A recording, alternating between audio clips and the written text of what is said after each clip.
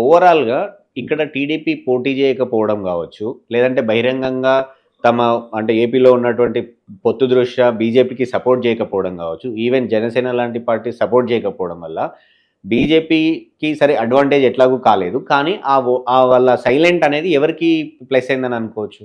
అంటే ఇప్పుడు యాక్చువల్‌గా వేరే పరిస్థితుల్లో వేరే రకంగా ఉండొచ్చు కానీ 2 విషయాలు. ఒకటి రేవంత్ రెడ్డి ముఖ్యమంత్రిగా ఉండడం. రేవంత్ రెడ్డి తెలుగుదేశం పార్టీ బ్యాక్‌గ్రౌండ్ నుంచి వచ్చిండు. రేవంత్ రెడ్డి చంద్రబాబుకు ఫేవర్‌గా ఉంటాడు. చంద్రబాబుకు అనుకూలంగా ఉంటాడు.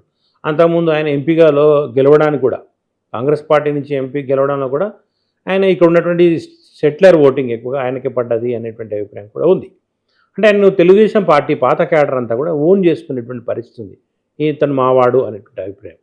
రెండవది టీడీపీ శ్రేణులలో ఆ సానుకూల అభిప్రాయం కూడా ఉంది. మూడోది ఏంటిది, కేటీఆర్ చంద్రబాబుకు వ్యతిరేకంగా అరెస్ట్ అయినప్పుడు కామెంట్ చేసిండు అనేది కూడా ఉంది.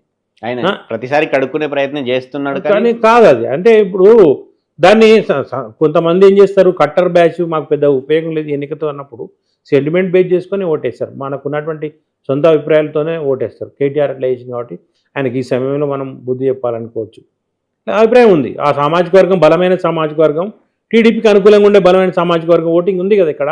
ఇప్పుడు మాగంటి సునీతను చూడాలన్నా, కేటీఆర్ని చూడాలన్నా, లేకపోతే దీంతో మాగంటి సునీతకు ఓటేయడంతో వచ్చేది లేదు పోయేది లేదు. ఇప్పుడు అదే ఉండుంటే ఆ సామాజిక వర్గమే బలంగా సపోర్ట్ చేసేది ఉండుంటే వాళ్ళ తల్లి బయటకు వచ్చేది కాదు. మాగంటి గోపీనాథ్ అంత బహాటంగా రాదు ఆమె.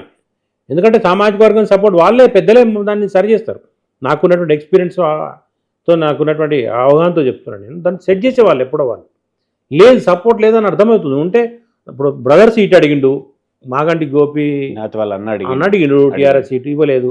తల్లి కూడా అతనికే ఇవ్వని చెప్పింది, ఇవ్వలేదు. కానీ ఇప్పుడు బయటకు వచ్చిండ్రు. ఇవన్నీ ఎందుకు బయటపడ్డాయి అంటే ఆ సామాజిక వర్గం పెద్దగా తీసుకో, ఆ సామాజిక వర్గం అంతా ఏం చేసిండ్రు, ఎక్కువగా ఓన్ చేసుకోండి. టీడీపీ క్యాడరు ఆంధ్రాలో టీడీపీ క్యాడర్ కానీ వాళ్ళు కానీ రేవంత్ రెడ్డిని ఓన్ చేసుకుని కాంగ్రెస్ పార్టీగా చూడలేదు.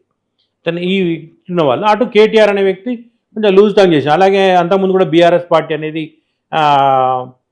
సమైక్యవాదం పేరుతో టీడీపీని టార్గెట్ చేసింది, టీడీపీ లేకుండా చేసింది, బీఆర్ఎస్ వల్లనే టీడీపీ పోయింది ఇక్కడ అనేటువంటి అభిప్రాయం కూడా ఉంది. ఇదే మాగంటి గోపి టీడీపీని వదిలిపోవడానికి కారణం కూడా బీఆర్ఎస్ పార్టీ కాబట్టి దాన్ని మనం ఎందుకు సపోర్ట్ చేయాలి, ఇప్పుడైతే అంత అవసరం లేదు కదా, సపోర్ట్ బయటపడాల్సిన అవసరం లేదు మనం అని చెప్పేసి వాళ్ళు సైలెంట్గా ఉండి చేయాల్సినటువంటి పని చేసేసి